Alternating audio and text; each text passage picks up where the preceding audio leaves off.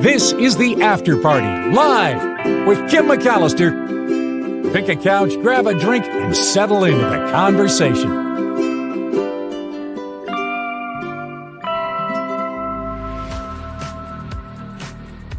It is the After Party live on a Hide in Your Cave Monday. Hey, everybody. Thank you for being here. Two things to note. There is a rat in my office. I think it's a rat. It could be a mouse. It could be a rat. I don't know what it is, but it's a creature. And last night I saw it on the counter behind me, and it leapt behind, and it stayed quiet while I did work during the early morning hours. But then I got these flowers over here over my shoulder for my anniversary a few days ago, and I put them in my office because I thought they looked nice in here and thought I would, share them with everyone and get a little beauty going. And the rat ate my flowers. There's little nibble marks on all the petals now. Come on, man. So if I run screaming out of the office mid-broadcast, it's because the rat has emerged from hiding and is underfoot. I'm really hoping that doesn't happen. Thank you so much for being here. Thank you for supporting this show, and thank you for supporting the Mark Thompson Show and Nikki Maduro's show. You guys are so good to us in these crowd-funded shows. Small friend, does your rat like pizza? Says Nullifidian. And that's the thing. Yeah, I do need a kitty, but my husband's allergic to cats, and I have an amazing golden retriever who sniffs in the area of a rat, like knows that it's here, but does nothing else to provide any relief. Rats will chew on everything. Yeah. Gotta set traps. What kind of traps? Because the sticky traps are sad, right? And then the snappy traps are, I don't know. The whole thing is unpalatable. Sandy says you need a rat trap. Put peanut butter directly on the thing where you put the bait. Ugh, gross. Get a snake. No, thank you. I think in the scheme of things, I prefer rats to snakes. I'm just going to say, I'm going to go, yeah. Hide in your cave is not safe. They're in your personal cave. It is not. Absolutely. Yeah. Judy says, I've been trying to get rid of a mouse that's been haunting my kitchen. I think, where you see one, I think there's probably more than one. If you see one, usually that means you've got a problem. So I don't know. You don't want the rat to die in the house, says Liz. I do not. You're right. I know I need to do something. Peanut butter and fried bacon. Gross. Ugh. So anyway, if I freak out during this, there's somebody in here besides me, and we're not friends. Let's just say that. My sister is definitely afraid of rats, and she lived in New York for a while. Well, that doesn't seem conducive to life, does it? All right, let's get into, before, another thing I want to tell you guys, I love to bring you pictures of everything to go along with the stories, and try as I might, one of my stories, the cave stories that we have for today, I tried desperately to find a picture of this particular cave. It's called Te Ana Pua'a. There's a little umlaut in between the two A's. The Cave of Pigs. It is in Tahiti, and I'm trying to find a picture of it, but I can't. I don't think there's a picture of Te Ana Pua'a, the Cave of Pigs. If you happen to find one and email it to me as I'm doing that cave, I will check in. Otherwise, I just have a random picture of a pig cave. It's a cute picture, but I don't really think it's applicable to the cave for which we are looking. So if you happen to find a picture of that in your travels, here's the one I found. That's not a picture of Te Ana Pua'a. It's just a random picture of a pig in a cave. So I'm looking for that picture if you happen to find it. Okay. The crowdsourcing power of the internet. Okay. Let us go now to the stories I have prepared for you, including a psych story. They used to say, psych. Yeah, that's what happened in Europe. There is the Euro jackpot game. And a lot of people play this in Norway, where apparently there were thousands of lottery players that were mistakenly told last week that they won more money than they actually did. The state-owned gambling company called Norsk Tipping said people who won the Euro jackpot were told they'd won millions in incorrect amounts. They can't say how many people were impacted by being told that they won the wrong amount, but no customers were paid the wrong prizes. That much we know. It was an error from winning in euros. The company receives them from Germany, then they were converted to Norwegian kroner, and they were multiplied by 100 instead of divided by 100. So that accounts for the error. It was a math problem. The company said, "I'm terribly sorry that we've disappointed so many people, and I understand that people are angry with us.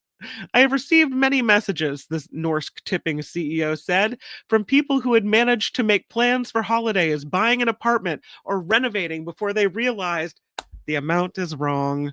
To them, I can only say, sorry, but I understand that it's a small consolation." The CEO has stepped down over this mistake. She'd worked at the company since 2019 and been the CEO since 2023. Off she goes. "Nope. As a manager, it's my responsibility to handle errors that have occurred. It has been very gratifying," she wrote, "to see how a united Norsk Tipping has responded to the challenges. That is why it's incredibly sad to leave all the talented people who work here." She gets 6 months of severance pay, and off she goes. That's $370,000 it works out. They had a bunch of technical problems in the last year at Norsk Tipping. They're investigating how this mistake happened, but can you believe it? Ooh, I left the pig thing up. Can you believe that? You imagine being told that you won millions? Psych. No, you didn't. What a bummer. You don't ever spend the money till you have it in your hot little hand, right? Do they sue over there? I don't know. Math is really hard. I guess converting between euros and kroner really hard. Yeah, total cluster. Third grade math. All it takes is one big oops. Yep, you got it, Vanessa. Speaking of lottery stories, though, hmm, random one. We've heard people use birthdays and anniversary dates and the numbers off the back of the Chinese fortune and the fortune cookie, right? This person used the numbers from their elevator. This Massachusetts man, he uses a set of numbers from his old work elevator. He said he plays the same set of numbers 3 times. He played the same set of numbers 3 times on a single mass cash ticket that he bought at Jenny's Market on June 26th. He used the numbers that represented the only floors the elevator would stop on at his old work building. 2nd floor, 6th floor, 10th floor, 14th floor, 18th floor, all even numbers. He got $300,000, 100,000 for each set of numbers that he played because he played 3 times. He says he plans to use some of the winnings to attend a Boston Red Sox away game. So there you go. Elevator numbers get him $300,000. That's a nice prize. There's a health story that I thought was interesting and worth knowing about. The autoimmune diseases have plagued a lot of people. And now researchers are saying something called inverse vaccines could hold a key challenge to them. That there may be hope on the horizon because of these inverse vaccines, also called reverse vaccines. They're injections that target a specific part of the immune system. They work differently, though, than regular vaccines, like, say, the flu shot and that type of thing. These target a specific part of the immune system that is behind diseases like lupus, psoriasis, rheumatoid arthritis, type 1 diabetes, multiple sclerosis as well. The inverse vaccines are still being developed. They're meant to treat undesired immune responses. For these situations, this is when the body reacts to something that is not dangerous. The biomedical engineering done at the University of Michigan, they say a vaccine activates an immune response to a specific antigen. Inverse vaccines are being developed to treat undesired immune responses. For these situations, the body reacts to something that really it shouldn't be reacting to and that isn't dangerous. It it's meant to decrease the response to a specific antigen, like insulin type 1 diabetes. So they say if we're healthy, you're a healthy person, your immune system is the body's first line of defense against disease, right? But if the immune system isn't working right, it can attack healthy cells, healthy tissues, healthy organs, and cause autoimmune diseases that can affect any part of the body. And that leads to function that gets weakened and serious effects from that as well. Right now, we know about 80 autoimmune diseases. Some are they think are caused from exposure to environmental toxins. They don't have a cure yet. At least 15 million people in the United States, 5% of the population, have autoimmune diseases. And we know that there aren't cures that exist, but they can be managed. The symptoms of the autoimmune diseases can be managed with immunosuppressants, which reduces your immune system response. Usually, you have to have a monthly injection, and that can lead to some side effects. So, researchers are looking into these inverse vaccines, which use synthetic nanoparticles attached to specific disease related proteins or antigens to train certain parts of your immune system to behave differently. And this, they think, can limit the number of attacks that cause autoimmune diseases. So, the inverse vaccines currently being studied have these nanoparticles that are designed to mimic human cell death, which is a normal process of our body. They were first documented in people with celiac disease. Because dying cells are considered foreign bodies, the human system, immune system, knows not to attack them. So that's why they think this works with the nanoparticles in inverse vaccines. The immune system can be trained not to attack them or the proteins attached to them, which then short circuits the process behind autoimmune diseases. So instead of immunizing someone to a viral infection, the inverse vaccine tolerizes the immune system so it doesn't attack our own tissues. Pretty good. There are several companies right now that are running clinical trials of these inverse vaccines. Some of them are in advanced phases of this. They say more research is needed, but this may be something that's huge for so many people. We've talked about this before. It is the 50th anniversary of the movie Jaws. And as such, the fine people at Smithsonian Magazine have run a photo contest. And I know if you're just listening, you might have to log in and check out these pictures because they're super cool.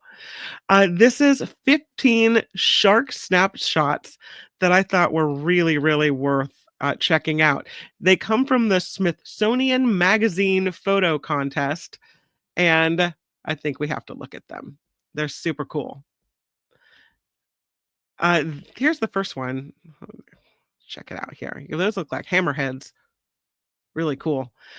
This is the first one. Shark circling, likely in search of a meal in the clear blue waters of the Bahamas.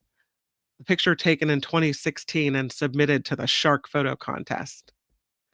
Here's the next one. Look at that shark coming right at this guy. Is that crazy? It's a guy in a cage and the shark barreling full speed ahead with the mouth open. This is a shark heading for a diver protected inside of a cage taken in Mexico in 2017. The next one features a couple of very brave divers in a black and white shot. Check that out. That is a big shark. This is a black tip reef shark, which may or may not, they say, be aware of two scuba divers right to either side of it. The shark seen in the shallow waters of a tropical lagoon in French Polynesia in 2019. That's a pretty cool picture. I have to back out so you can get the full gist of it. I don't know if I can back up far enough. All right, we'll move on to the next one. Beautiful markings on this shark. Check that out. This is at an aquarium. You can see someone marveling at this whale shark, offering an up close look from inside its roomy tank. There's somebody down below looking at this whale shark. Massive fish. Here's the next one. So beautiful. This shark surrounded by a bunch of striped fish. This is at the Shark Reef Marine Reserve, a protected park in Fiji since 2014. Sharks infiltrating a school of striped fish. This is kind of a cool picture, although it shows us sometimes shallow water may not be as safe as we think. Check that out. This looks very, very close to shore.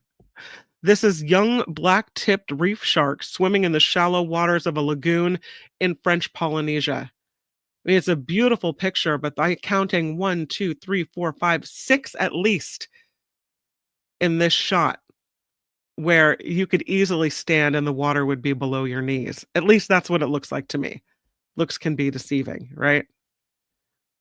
Look at that face. This is a picture of one of the fastest shark groups, the mako shark. They travel at speeds as high as 45 miles an hour. Faster than some micro cars. This picture taken in South Africa in 2010. That's a mako. And here's one.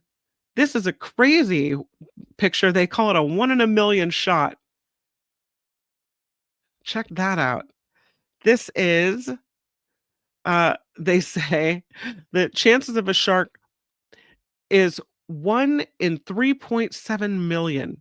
This picture taken in South Africa in 2010. You can see a shark leaping from the water with something in its mouth. Interesting picture.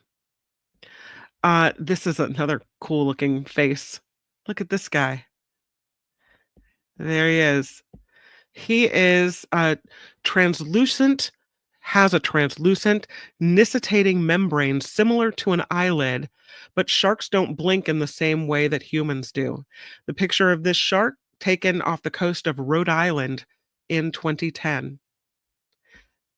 And here's looks like a drone shot from up above. Look at this one. That's beautiful. This is a shark picture taken off the coast of Florida in 2022, accompanied by friends that are symbiotic. They're called the remora. Sharks and their symbiotic friends. And I don't know if I want to be the guy taking the picture from down below. But that's a beautiful shot. You can see the diver, one of the divers there. It shows you how massive, totally massive these creatures are. Look at that. This shark picture was taken off the coast of Hawaii in 2009. You can see a woman swimming near a whale shark, which is the largest living species. And this is a picture where I would not want to ever be. Look at that. Look at all those sharks. There's a million of them. That's crazy. Well, maybe they're fish. Maybe there's some sharks back there. I don't know. You see a hammerhead in the foreground. This picture taken off the coast of Ecuador in 2021, a hammerhead shark swimming along fish off the Galapagos Islands. The conservation measures there allow for more massive populations of marine life to persist. This one almost looks like a face down below. Look at that. This is a sawfish at the Dallas World Aquarium. Kind of looks chainsaw-ish. It was taken in Cindy, Rio, Texas in 2023. A sawfish species of shark. So, as we celebrate the 50th year of Jaws, I thought the shark pictures were pretty cool. All right. We move forwards. John Travolta did something kind of cool. He showed up to a Grease sing along, said it's the first time he's really ever done such a thing. It was at the Hollywood Bowl last weekend, and it was a surprise appearance. He wrote in a Facebook post, "Last night at the Hollywood Bowl, for the first time, I surprised everyone at the Grease sing-along and dressed up as Danny Zuko. No one knew, not even the cast." He said, "Thank you for a great evening." That's pretty fun. I mean, obviously the star of the original movie. So what a treat to have him show up and do that. I just thought that was cool. I was reading a story the other day about the woman who played Ginger in Gilligan's Island and how she never embraced that role. She always just kind of scoffed at it, was not a fan of her own work or didn't really want to talk about it, always wanted to move forward because she was typecast from then on. But I love the celebrities who know that this is the reason, this is why everyone knows them, this is their beloved role, and they embrace that. I like that. Another story about a ring being found many, many years after it was lost. This one lost at a Christmas tree farm 15 years ago. This man from Virginia, he went to all kinds of lengths to find this ring too. He said it was 2010 when he selected and cut down a Christmas tree at Joe's Trees in Newport. And he realized when he got back to his car that his ring was missing from his finger. So he went back to where he dragged the tree and he searched there, but he said it wasn't there. So he went back to the truck and he couldn't find it there. So it was officially missing. And the next day he came back to the Christmas tree farm with a metal detector. There was snow on the ground, he said, but I spent all day and the next day looking for it. Nothing. He came back in the summer after the snow had melted. Still nothing. In 2018, this is in 2010 when this happened. In 2018, the farm was sold, and the couple said that bought it that they were tilling soil to plant corn for their pumpkin patch when they found a shiny object in the soil. They say this: "As I'm planting corn, I'm walking through the rows and I see this wedding band lying on top of the ground. And I said, 'This looks like a wedding band.' So I reached down and I picked it up, and sure enough, it was this nice little gold band just lying in the dirt." So the farm owners then went through a bulletin board of notes left by the previous owner when they handed over the farm, and that's where they found this man's contact information. She kept notes, they said, of anything that was lost, and we always put them on the bulletin board for a couple of years. And as the years went on, we'd gather them and put them in a stack, hoping one day that we'd find a needle in a haystack. The man said he's grateful to be reunited with his ring. He said, "I'm thankful they kept that note for 15 years, and then they thought to call me. It goes to show there are good people out there and that this is a great place." Look at that. Got his Christmas tree ring back. It's a holiday miracle. For those people like me who can never remember what they dream about, or even if they dream at all, how about this? This is a dream recorder. Yeah, I don't know. It's powered by AI, and supposedly this dream recorder lets you play back your dreams. It's a dream journaling system that is now in the intelligence age. This AI bedside device that replays dreams as short videos. It does only one thing. It replays your dreams, and that's it. They say this: users are able to wake up in the morning, roll over to this device, push a button, and tell it their recollections of their dreams from the previous night. The AI model then generates a video reel that's played back on its screen in a grainy, impressionistic style befitting the mystical nature of dreams. Okay, so here's the question. If you have to tell it what you dream about, that means you remember your dream. Why in the world would you need to see it in weird colors on a grainy little screen. Does that make sense? Now, if you said by wearing your Apple device or wearable health thing or whatever, that somehow there was a dream tracker and you didn't remember and it would play back for you what you saw while you were sleeping, great, maybe for some people. Oh, this dream recorder is fully open source. Um, they say both the code and the hardware are on software hosting device GitHub, which allows you to build this device yourself by 3D printing the shell and using off-the-shelf internal components. All right, Wes, get to work. No, I don't know if you need this. Modem's co-founders are saying they want to create this device to allow people to reflect on their subconscious thoughts before seeding the day to more intrusive gadgets. They say there are 7 slots for storing a week's worth of dreams so you can pick up on your recurring themes. The fascination with dreams, they say, has always been there. What's changed is the technology that for the first time we have tools capable of giving shape to the subconscious, turning the invisible into something we can see and maybe begin to understand. Yeah, I don't know if this is necessary. This doesn't tell me anything. If I have to give you the information about my dream, that means I already remember it. Maybe I'll forget it later on in the day, but maybe that's what we're supposed to do. Why do I need to tell you about my dream and have you replay it for me in a video? Am I missing it? Am I missing the point? I don't know. They wanted to give the dream recorder a look that felt at home in the bedroom, calm, quiet, free of the noise of everyday tech. They wanted it to be able, they say, to sit on the nightstand without obviously declaring that it was a piece of tech.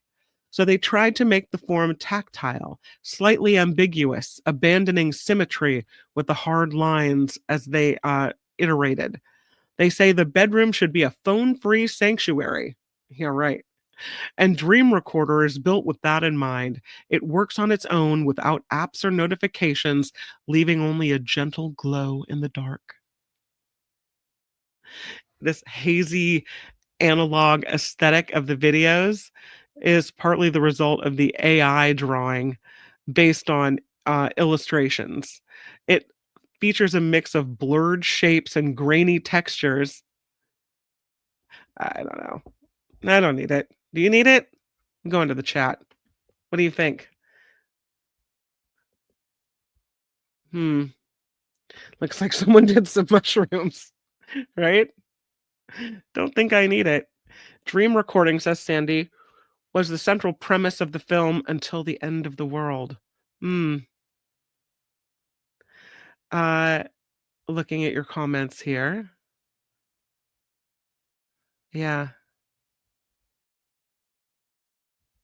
Wes says, I just read about it. It's no recorder. It only records, I think, 5 to 7 dreams in its bank. It's meant for when you first wake up from the dream, you can describe it because that's when you most remember them. Right, although I never do. Don't remember anything at all ever. So if you remember it when you first wake up, I don't know why. I don't know, Wes. I'm not sure why. If you're missing the point, Kim, then so am I. Okay, good. I'm glad I'm not alone. A tool to visualize your dreams. Yeah. You just visualized them in your head. Seems useless to me, says Miss Organic. I agree. Okay. I'm good. So does Gordon. See, I'm glad we're on the same page. This is nice. This is why we're all friends. Hey, this kid won the yo-yo contest. He's from Southern California and he won a national contest. He's 10 years old. He's quite the yo-yo phenom. His name is Gio. He is one of the best yo-yoers in America. He has only been yo-yoing since April of 2024. His family took a trip to Niagara Falls, and according to his dad, who handles media inquiries for his son, and he just has a fascination with things that spin. So He picks up this yo-yo in 2024 and he just cannot let it go. The father says Gio's fascination with things that spin started at age 2 when he dismantled discarded electronics to harvest their tiny motors that spin. A lightsaber phase at 6, sword practice until 8 refined his hand-eye coordination, but yo-yoing, discovered by chance, became the perfect outlet, his dad says, equal parts engineering puzzle and performance art. So he started practicing this yo-yo for hours a day. He became friends online with yo-yo influencers. Did you know that that was a thing? And decided that he was going to start going to a monthly yo-yo meetup in Southern California. So he learned tricks from all kinds of more experienced yo-yoers. And he decided that he was going to enter this year's national yo-yo contest that was held in Las Vegas last weekend. He scored perfect marks for his tech execution. He gets a final score of 85.3 at the national competition for the Sport 1A in the 10 to 12-year-old age bracket. This involves one long spinning yo-yo with a string attached to the yo-yo and the hand. It was his third straight victory on the sport division circuit, and it was a big one. This child who placed second got a score of 73, and his score was 85.3. So that's pretty good. Congratulations to Gio and his yo-yo. They found something kind of cool. Did you know that Roman soldiers wore wrist purses? Maybe you knew. I did not know. This is a rare 1800-year-old Roman soldier's wrist purse. It was found in the Czech Republic, and they think it could hold, there were no coins in it when they found it, but they think that it could hold about 50 denarii of silver, which is a decent sum, but was less than the annual pay of a common legionary, suggesting the owner was a junior officer or someone responsible for the operating funds of the unit. They called it service cash for rations, equipment, and other logistical needs. This fragment of this wrist purse, was unearthed at the site of a temporary Roman military camp that was once occupied by the 10th Legion in the Marcomannic Wars of the late 2nd century CE. I've never even heard of those wars. They say about 30% of the original item has survived. But it looks pretty clear to me, they instantly identified it as that of a Roman warrior's forearm purse, a small tension-secured money pouch worn around the left arm to leave the right hand free for combat. It's significant, they think, because it was made outside the formal borders of the Roman Empire, in territory once considered hostile. There's another shot of it. I don't know why they say only 30%, because it looks pretty good to me. So they would have had 50 denarii of silver inside of that pouch, that iron pouch. The Roman 10th Legion was stationed at this area during Marcus Aurelius's campaign against the Germanic Macromanni and the other tribes such as the Quadi and the Sarmatian Lazyges. The emperor had planned to make the region a new Roman province called Macromania, stretching from the Danube into what is now northern Moravia. But the plans were abandoned because of tribal resistance and Marcus Aurelius's death in 180 CE. But look what's left behind. They didn't find any money in this bracelet, but they did find some nearby. Just sitting there, waiting for the world to find it. An interesting story, I thought, about whether or not this is the end of the smartphone. This could be it, people. It could be done. Yeah. You imagine life without your smartphone by your side? Not constantly looking into this screen? Apparently, For a lot of us, it might be hard to imagine that because it's become this thing that, if you don't have it in your hand, you're wondering where you left it, what happened to it. Now, even though the smartphone is the primary object for so many of us, there is the thought that artificial intelligence and new products will replace the smartphone.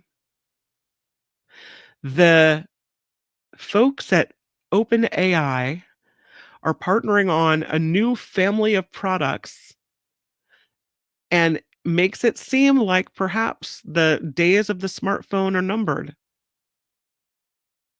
One of the designers with this San Francisco-based studio called New Deal Design says this is the talk of the town.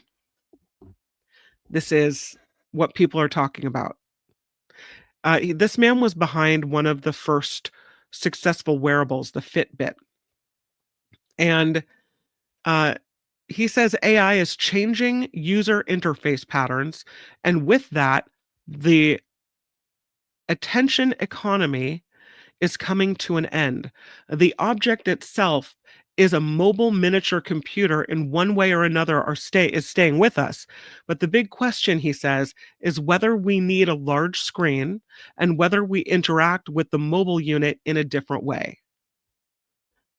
His name is Gadi Amit is his name, who designed the Fitbit. And this is what he says. What we know is the iPhone probably won't be as it is 10 years from now. That AI companies have made it clear they have the smartphone's user experience in their sight. Sam Altman, was the leader of OpenAI, says, "I don't feel good about my relationship with technology right now. It feels like being jostled on a crowded street in New York or being bombarded with notifications and flashing lights in Las Vegas."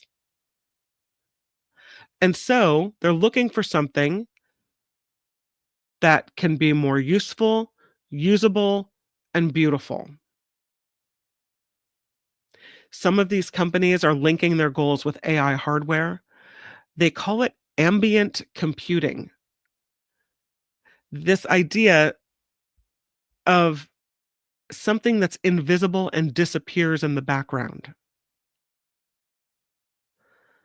Some people are pointing to Meta's AI glasses and saying that's perfect for this type of shift, but those haven't really taken off, it doesn't seem. But still, they say wearables are uniquely positioned for users to be able to share what they see and hear with friends and family, acting as a first-person viewpoint, enhancing what your experience is in your day-to-day world. That there are already 1 to 2 billion people who wear glasses on a daily basis, and just like everyone who upgraded to smartphones, Meta is thinking everyone who has glasses is pretty quickly going to upgrade to smart glasses over the next decade. For now, the smartphone companies are integrating AI into their offerings. Google adding AI functions into the Android operating system. Samsung is evolving Galaxy phones into a true AI companion. So, I don't know. I tend to reject creepy AI things, but maybe this is where we're going. And maybe, according to some folks in the know, that it might be more like self-driving cars than an iPhone. This type of experimentation and finessing rather than a sudden breakthrough. That there's a good chance, the Fitbit guy, Amit, says that AI and physical AI will be in the state of looking for a business model, looking for the right application for many years. What do you think? You think the days of the smartphone are numbered? Maybe people stop.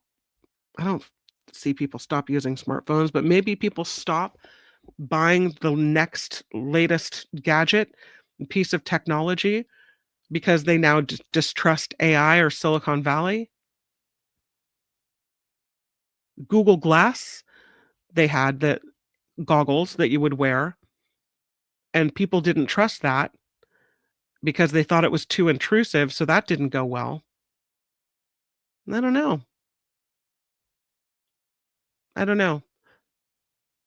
And I don't know if we'll just go along with it now that we know how intrusive smartphones are in our lives. It is time for Hide in Your Cave Monday. Should we go here? Let's do it. Hide in Your Cave Monday. I have some caves in Tahiti for you. Sadly, I couldn't find the picture of the pig cave, but I did find many others, including the first cave. And the first cave on our list is the Valhira Cave. I didn't get a very great picture of it, but this is the area where the Valhira Cave is located in the heart of mystical legends. It emerges as a shining gem in the crown of the best caves in Tahiti, located near a serene lake in Vaihiria in the heart of the island. There's the serene lake. Named after this mystical lake that it surrounds, the cave's allure transcends beyond its geological charm and takes a dive into Polynesian mythology. Local legends narrate fascinating tales of a mythical eel residing in this cave and a hidden treasure trove waiting to be discovered. The stories weave a tale of history and culture around this cave, making it a must-visit among the best caves in Tahiti. You have to get to it through a dense rainforest trail. The cave's interior has a small pool. They say the mystery and allure of the Vaihiria cave are so captivating that it is among the best caves in Tahiti. The next one is the Mara'a Grotto. That looks beautiful. I'd love to enter that cave. This cave is a tranquil paradise on Tahiti's west coast. The Mara'a Grotto. It's a cavernous labyrinth, easily accessible from Papit, and it is serene and has natural beauty. This tranquil freshwater pool nestled deep within the cave. They say it is a haven of tranquility, a cool, placid pool inviting you for a refreshing swim after your adventurous exploration. Also in the pool, along with you, small local fish species. They say the Mara'a Grotto's serenity and charm make it one of the best caves in Tahiti. So there's the entrance, and here is the pool from the inside. You can see all the people swimming in there, along with the fish. That looks like quite the experience. They count this as a cave, so I'll count it as well. It's the Arahoho blowhole. It is an exceptional natural marvel that secures a distinctive spot on the best caves of Tahiti. It's they call it a blowhole cum cave. It's a spectacle, a result of years of ocean erosion where the waves crash into it and a powerful jet of seawater shoots high into the air. The Arahoho blowhole is set right near the black sand beach of Arahoho. And they say if you do go see it, you're probably going to get a little wet. It's one of the best caves in Tahiti. Don't go inside of it. Waves are crashing in there. This is the Ana'a cave. Interesting. Look at that. That is it from the outside. Here it is from the inside. It is the Ana'a cave, an historical treasure on the southeastern side of the island. The Ana'a cave, a testament to the island's rich history. The cave is more than just a geological marvel. They say it bears significant archaeological evidence that takes you back to the ancient times of Polynesia, including petroglyphs and burial sites that shed light on the island's past. The inside of the Anaa cave has these impressive stalactites and stalagmites. The journey to the cave, they say, leads you through a trail enveloped by lush tropical vegetation. And especially if you're a history enthusiast, you will love the Anaa Cave. This is kind of a cave and a waterfall all in one. It's called the Fa'arumai Waterfall and the Vaipahi Cave. An unbeatable combination of caves and cascading waterfalls set on Tahiti's northeastern coast. There's the waterfall. There's another picture of it. You can kind of see one of the caves behind it. Oh, beautiful. You have to take a short hike through the landscape leading to caves behind the mighty Fa'arumi waterfalls. The caves flaunt intriguing rock formations while the waterfalls paint a majestic sight. Offers you the best of both worlds. The next one is the Hitia'a lava tubes. They call this a journey through time. Gotta love a good lava tube. On Tahiti's eastern coast, a testament to the island's volcanic past. Tunnel-like structures formed by cooling lava after a volcanic eruption, resulting in a fascinating network of passages beneath the island of Tahiti. As you navigate these tubes, you'll encounter numerous geological wonders, including petrified lava flows and beautiful mineral formations. So some of these lava tubes house freshwater pools and small waterfalls, providing a refreshing break during the exploration. It's said that the journey through these lava tubes is like taking a step back in time. It wouldn't be right to go to the caves of Tahiti without a cave that is underwater. Here's how you get to it. Are you brave enough to dive into this cave? This is the Tapari Sea Cave, called the Sea Carved Wonder, the Tapari Caves on Tahiti's southern coast. These sea caves, carved by the relentless force of the ocean over countless years, are an exceptional spectacle of nature's power. Reaching the Tapari Caves is an adventure. You've got to take a challenging coastal hike, but they say it's worth it because you get close and you hear the ocean's roar crashing into the caves, and there are stunning views of the surrounding turquoise sea. Here it is from underneath. You ready? Yeah, no, I'm going to stay on the surface. I'll just be up here. Don't mind me. And lastly, it's the pig cave. I'm looking in my email. Did anyone send me a pig cave picture? Nope. Nobody else found it either. I searched and I searched and I searched. Couldn't find the real picture of the pig cave, so this will have to do. But the cave is called Teana Pua'a, the Cave of Pigs. It's located near the village of Pueu, and it is a unique natural attraction characterized by strange rock formations that look like a herd of pigs. According to local legend, these stone pigs were once alive, but were turned to stone as punishment for their greedy behavior. The captivating ambiance and the fascinating folklore, unusual geological formations, and the lush, verdant surroundings make Teana Pua'a an exciting addition to the best caves in Tahiti. So, I couldn't find a picture of it. I'm going to keep looking for it. Teana Pua'a, the Cave of Pigs in Tahiti. They should call it the Cave of the Greedy Pigs in Tahiti. And thus ends our foray into the caves of Hide in Your Cave Monday. But that was fun. We didn't even have to get wet, go underwater. We saw blowholes. We saw underwater caves. We heard about pig caves. Right? Right. All right.